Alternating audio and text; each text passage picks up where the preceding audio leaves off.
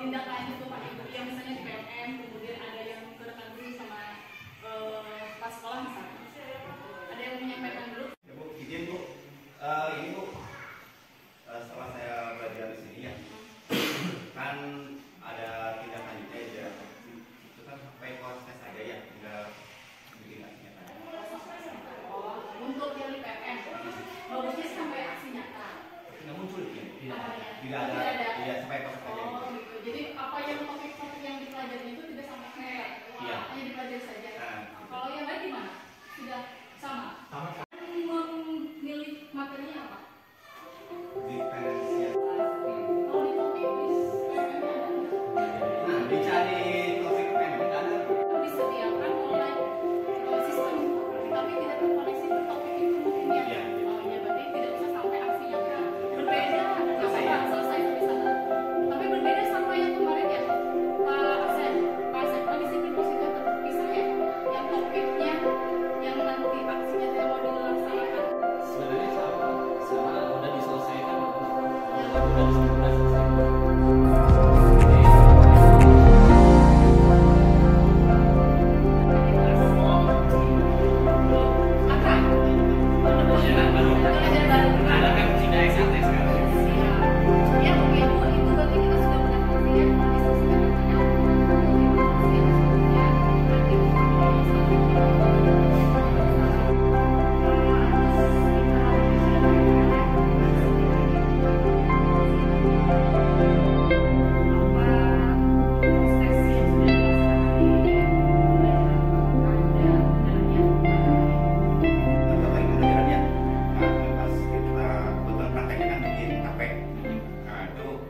Dibuka itu enggak langsung di kelas gitu, harusnya di kelas ya, disampaikan semuanya siswa gitu, cuman enggak berkelompok mana gitu.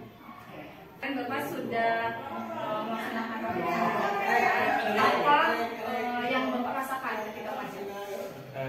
Bahwa apa yang saya rencanakan tidak seutuhnya mulus dan bisa diterima oleh murid di kelas gitu. Jadi tindak lanjutnya saya ingin menggali kembali bagaimana caranya ada anak aktif, kreatif, dan suka akan pelajaran, terutama pelajaran matematika.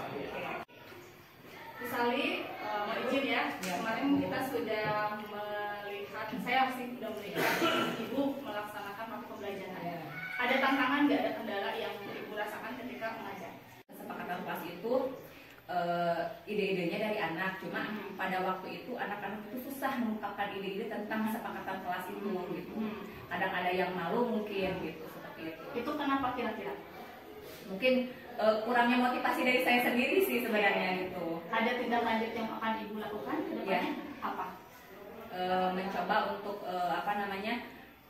memberi dorongan ke anak-anak supaya anak-anak bisa ada inspirasi gitu untuk ide-idenya bisa diungkapkan gitu. Terima kasih ya, Bu ya. Terima kasih Bu. Herman? Alhamdulillah. Pak Herman, kemarin kita sudah melaksanakan praktik pembelajaran. Adakah yang Bapak rasakan tantangan ketika mengajar? Kemarin tentang kontrak kelas ya, tentang kontrak kelas. Mungkin banyak anak-anak sih yang belum sepenuhnya mengikuti tentang kontrak, masih ada yang melanggar gitu kan ya, tentang kontrak kelas tersebut. Kontrak kelas seperti apa yang Bapak sampaikan itu? Mungkin lebih ke disiplin di kelas saja. Disiplin positifnya. Ya, positifnya.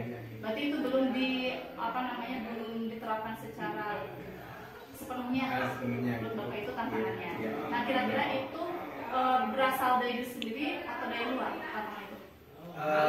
Sepertinya itu kalau saya melihat kemarin itu tantangannya itu kesulitannya dari anak-anaknya terlebih dahulu.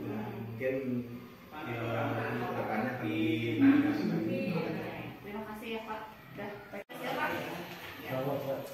Bapak kemarin kita kan sudah melaksanakan pembelajaran yang di kelas. Nah, Bapak kira-kira menurut Bapak apa tantangan yang Bapak rasakan ketika mengajar di dalam kelas?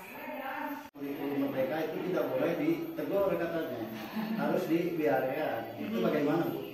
Bukan tidak boleh ditegur, harus diingatkan. Bukan berarti Bapak harus minta hukuman, itu yang tidak boleh itu. awal pembelajaran, misalnya tidak boleh melanggar atau misalnya apa ya, cicilan atau jalan-jalan itu nggak boleh. Kalau melanggar nanti bagaimana? Itu harus apa bagaimana? Jadi tetap harus ditegur gitu ya. Misalkan ada anak yang mengganggu kawan